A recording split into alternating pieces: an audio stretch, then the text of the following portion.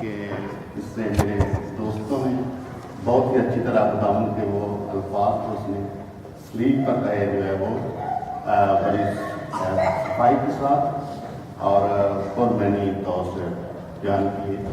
اور خاص کر جو ہمارے چھوٹے اسپیکر تھے نینا کے لیے میں خوش ہو رہا تھا کہ کس طرح اس نے خوبصورتی کے ساتھ جو ہے وہ پہلا کلمہ جو بیان کیا آپ نے بھائی جو ہے چشمہ جو بھائی چشمہ کے لیے میں ہر روز دعا کرتا ہوں اور میں چاہتا ہوں خدا میں استعمال کریں اور اس کا جو عملی گزارا ہے آپ نے یہاں پہ دیکھ لیجیے. میں اس بات کے لیے خدا ان کا شکر کرتا ہوں. اور جب ہم کبھی اکٹھے ہوتے ہیں اور خاص کر بھائی کے جذبات میں جو ہے ہمیں جو ہے وہ افسردہ کر دیتے ہیں. لیکن گڈ فرائیڈے کا مطلب ہے کہ اچھا جمعے کا دن, اس لیے ہمیں جو ہے اس دن اداس ہونے کی ضرورت نہیں, افسردہ ہونے کی ضرورت نہیں, بلکہ یہ خوشی کا دن ہے, شادمانی کا دن ہے. کیونکہ میرے اور آپ کے خداوند نے موت پر, قبر پر اور ابلیس پر فتح پائی ہے. میرا اور آپ کا ملاپ باپ کے ساتھ کرا دیا ہے. اس لیے یہ غم کا دن نہیں ہے, افسردہ ہونے کا دن نہیں ہے, بلکہ خوشی کا دن ہے. تو آئیے ہم تعلیم کے ساتھ یسوع مسیح کو ویلکم کہیں گے. Hallelujah, hallelujah, hallelujah. آپ سب خوش ہیں نا, کیونکہ خداوند جو ہے وہ اس نے 2000 سال قبل جو ہے وہ اس نے دکھ سہے, اب وہ تخت پر بیٹھا ہے, وہ بادشاہی کر رہا ہے, اور ہم اس کے بیٹے اور بیٹیاں ہیں, ہم اس کے پرنس آف پرنسز ہیں. اس لیے ہمیں خوشی کے ساتھ جب ہم یہاں پہ آئے ہیں تو ہم خداوند کے خوشی کے ساتھ اس کی بات کریں اور ان لفظوں کو یاد کریں جو خداوند یسوع مسیح نے صلیب پر کہے.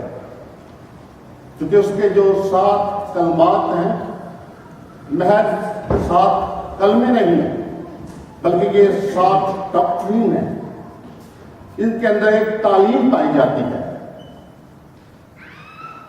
اور وہ تعلیم جو خداوند یسوع مسیح نے اپنے شاگردوں کو دی. پترس کو کہا کہ تو 7 بار نہیں بلکہ 70 بار اپنے بھائی کو معاف کر. اور اس کا نظارہ جو ہے عملی طور پر خداوند اپنے باپ سے درخواست کر کے کہتا ہے کہ اے باپ ان کو معاف کر کیونکہ یہ نہیں جانتے. اس لیے عزیزو جب میں اور آپ مسیحی زندگی گزار رہے ہیں تو پھر ہمیں جو ہے ان 7 کلمات کو اپنی زندگی کے اندر جو ہے جس طرح خداوند نے عملی مظاہرہ کیا مجھے اور آپ کو مؤثر زندگی گزارنے کے لیے ان کلمات کو ہر وقت, صرف جمعے کے روز نہیں یا سنڈے کے روز نہیں, بلکہ ہر وقت جو ہے انہیں یاد رکھنا ہے اور خداوند کی تعلیم پر چلتے ہوئے آگے بڑھتے جانا ہے. آج شام میں جبکہ بھائی نے مجھے دیا کہ میں 5واں کلمہ آپ کے سامنے بولوں اور میں کوشش کروں کہ 10 منٹ ہی لوں, کیونکہ بھائی نے جو مجھے بتایا ہے یہاں پہ لکھا ہے کہ خداوند نے کہا کہ میں پیاسا ہوں. اگر ہم عزیزو خداوند یسوع مسیح کے دکھوں کو دیکھیں تو اس کے دکھ جو ہے وہ گتسمنی باغ ہی سے شروع ہو گئے, کیونکہ لکھا ہے کہ اس کا جو پسینہ تھا گویا خون بن کر تپک رہا تھا. اور پھر ہم دیکھتے ہیں کہ وہ جو بادشاہوں کا بادشاہ تھا, جو حاکموں کا حاکم تھا, اسے سردار کہن, ہیکل کے جو بزرگ تھے, عام بھی اور رومی سپاہی पकड़ने को आ गए। एक गुनाहगार की तरह, एक पापी की तरह, वो शख्स जिसके मुंह में शल नहीं था, जो बेगुनाह था, उसे एक डाकू की तरह पकड़ने के लिए आ गए। और फिर हम देखते हैं कि वो खुदावंद यीशु मसीह को पकड़कर जुमा की सुबह सदर अदालत में ले गए। वहां खुदावंद यीशु मसीह की जात के बारे में सवालात किए गए। तू हमें बता कि तू खुदा का बेटा है, तू ये काम जो मोज़े करता है किस इख्तियार से करता है। और फिर हम देखते हैं मुश्किल सी कार्रवाई के बाद सरदार कहन ने फैसला किया कि चूंकि ये मुजरिम है, ये अपने आप को खुदा का बेटा कहता है, इसलिए इसको जो है वो अदालत में ले दिया जाए। और खुदावंद यीशु मसीह को पिलातुस और हेरोदेस की अदालत में ले गया।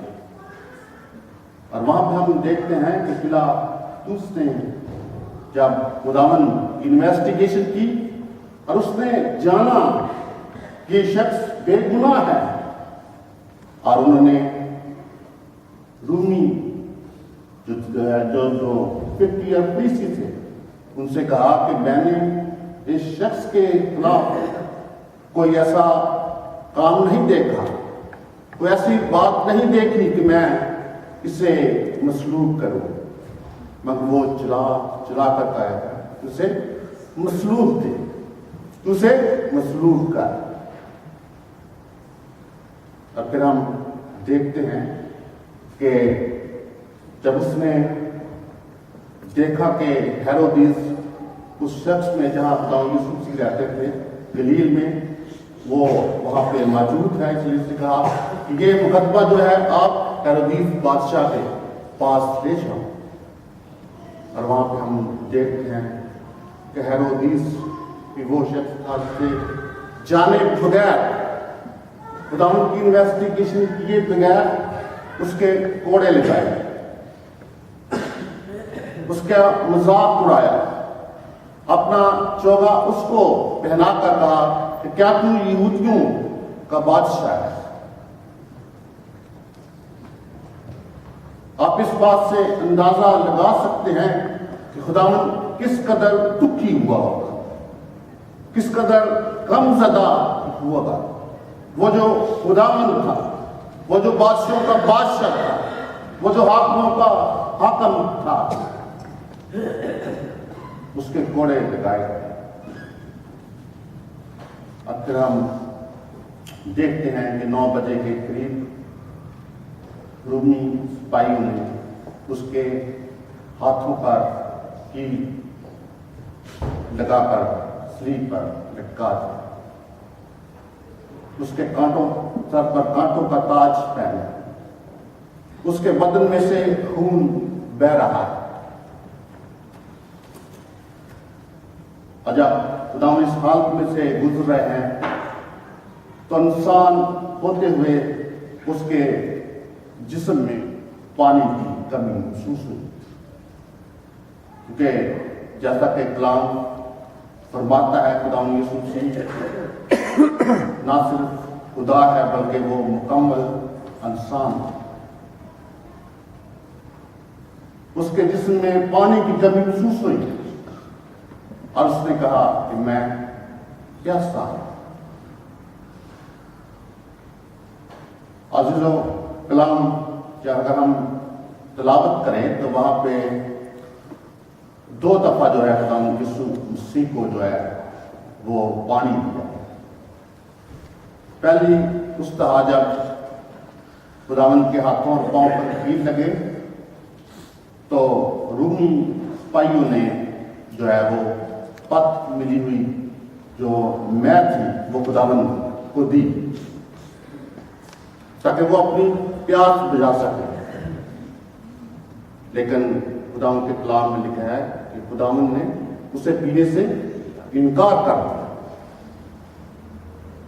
क्योंकि एक कहावत है कि रूमी حکومت جو تھی، جو اس کی سپاہی تھی، جب وہ کسی شخص کو سلیب پر لٹکاتے تھے اور اس کے بعد جو ہے ہمیں پک ملی ہوئی جو مے ہوتی تھی، جو ایک مشروب ہوتا تھا، اس کو پینے کے لیے دیتے تھے تاکہ جو ہے وہ شخص جو ہے اس کے دکھ جو ہے وہ کم ہو جائے، اس کی بدن کی جو تکلیف ہے وہ کم ہو جائے اور وہ بہوشی کے حالت میں جو ہے وہ جان دے۔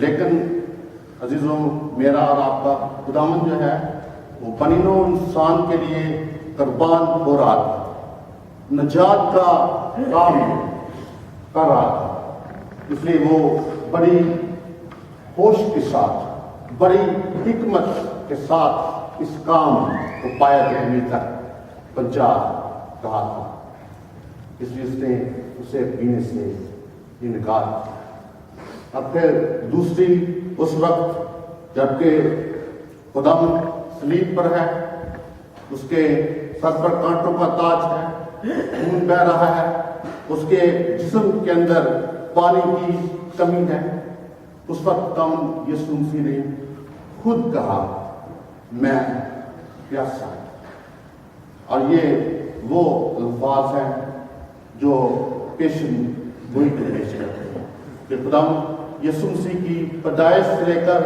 اس کے جیوتے تک جتنی پیشن گوئیاں کلام مقدس میں لکھی ہوئی ہیں وہ خداوند یسوع مسیح نے پوری کی، کیونکہ لکھا ہے زبور اس کا 69 اور اس کی 21 آیت میں لکھا ہے انہوں نے مجھے کھانے کو اندرین بھی دیا اور میری پیاس بجھانے کو انہوں نے مجھے سرکہ پیش کیا۔ یہ دوسری بار جب خداوند نے اپنی پیاس کا اظہار کیا تو یہ پیشن گوئی خداوند یسوع مسیح کے بارے میں جو داؤد نے لکھی تھی۔ عزیزو، خداوند یسوع مسیح کے یہ الفاظ کہ میں پیاسا ہوں، اس بات کی عکاسی کرتے ہیں کہ وہ نہ صرف خدا تھا بلکہ وہ بشر تھا، وہ ایک شخص تھا۔ اور ہم دیکھتے ہیں کہ پہلی صدی کے وقت میں بہت سی ایسے تنظیمیں تھیں، بہت سے ایسے گروہ تھے جو خداوند یسوع مسیح کی بشریت پر عمل آور ہوئے۔ اسی لیے جب یوحنا نے یہ انجیل لکھی تو اس نے خداوند یسوع مسیح کو نہ صرف خدا ظاہر کیا بلکہ ایک شخص کے طور پر بیان کرتا ہے۔ اور ہم پڑھتے ہیں کہ یوحنا کی انجیل اس کا پہلا باب اور پہلی آیت میں لکھا ہے کہ ابتدا میں کلام تھا، کلام خدا کے ساتھ تھا اور کلام خدا تھا۔ یہاں پہ ہم خداوند یسوع مسیح کو خدا کے طور پر پیش کرتا ہے۔ اور پھر اسی باب کے پہلے اور 14 آیت میں لکھا ہے کہ اور کلام مجسم ہوا اور فضل اور سچائی کے ساتھ ہمارے درمیان رہا، اور ہم نے اس کا ایسا جلال دیکھا جیسے باپ کا۔ تو یہ بات ہمیں جو بتاتے ہیں کہ خداوند یسوع مسیح بشر تھا اور خدا بھی تھا، لیکن اس وقت کی جو ایک فلسفہ تھا اسے غزنتی فلسفہ کہتے ہیں۔ یہ وہ گروہ تھا جو خداوند یسوع مسیح کے بارے میں کہتے تھے کہ خداوند یسوع مسیح نہ تو خدا کا بیٹا ہے اور نہ ہی اس کا اپنا جو حقیقی بدن ہے وہ ہے، اور نہ ہی یہ اس کے پاس اختیار ہے کہ یہ لوگوں کے گناہوں کو معاف کرے۔ اب وہ خیال کرتے ہیں کہ خداوند کا جو بدن تھا وہ ایک فوق الفطرت تھا، اس لیے جب وہ زمین پر چلتا تھا یا پانی پر چلتا تھا تو یہ ایک انسان ایسا نہیں کر سکتا۔ یہ جب اس کے کوڑے مارے گئے، اس کے پر جب کانٹ پر تاج رکھا گیا، وہ سب ایک محاوے کی تھی، کیونکہ وہ ایسا بل تھا جس پر جو ہے وہ درد محسوس نہیں ہوتی۔ لیکن عزیزو، خداوند کا کلام سکھاتا ہے کہ यीशु मसीह जो है वो कामिल इंसान था, इसीलिए जब उसे प्यास लगी, उसका जो उसके जिस्म में से पानी बह गया, तो उसे कहा मैं प्यासा हूँ। और भी बहुत सी वाकयात हैं जिससे खुदावन से पता चलता है कि वो इंसान था। मैं आपकी गोश्त का कुछ ऐसे हवालाजात देना चाहता हूँ जिससे पता चलता है कि खुदावन यीशु मसीह मेरी और आपकी तरह इंसान था, मेरी और आपकी तरह वो खाता था, मेरी और आपकी तरह उसे गुस्सा आता था, मेरी और आपकी तरह वो घबराते थे। मेरे साथ निकालिए यूहन्ना की इंजील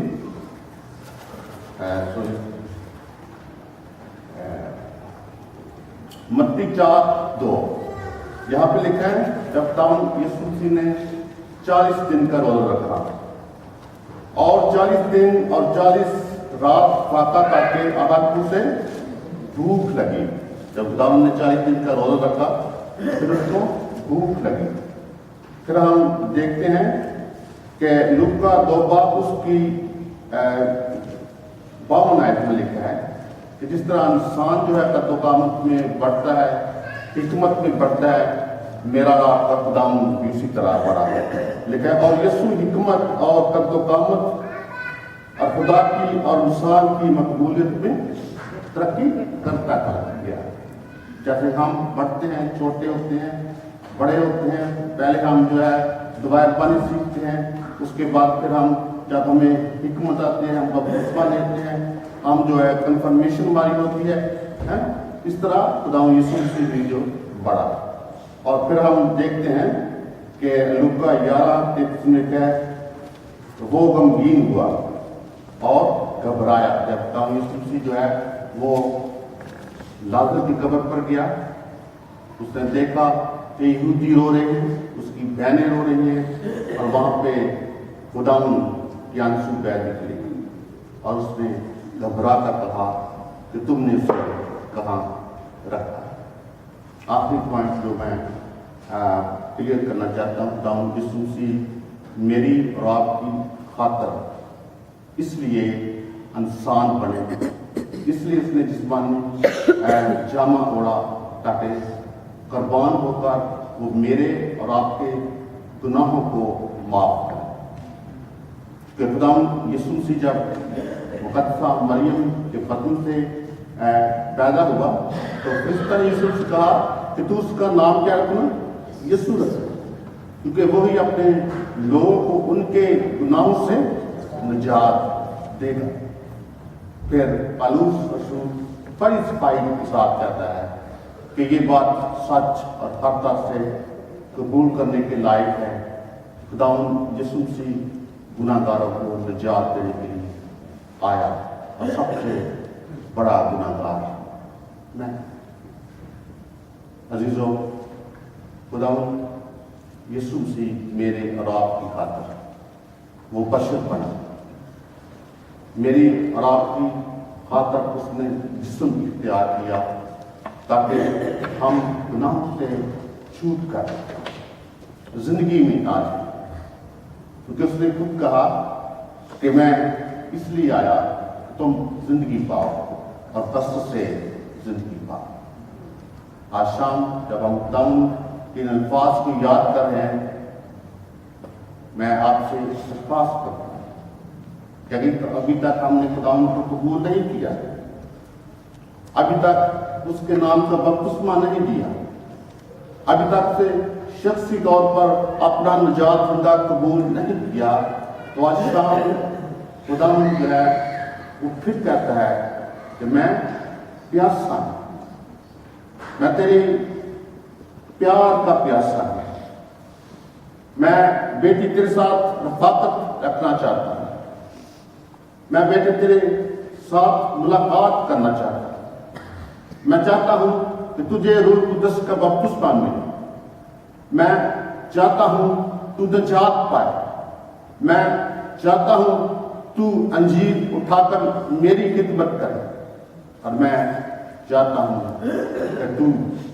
खुदा बाप खुदा बेटे में तरक्की करे।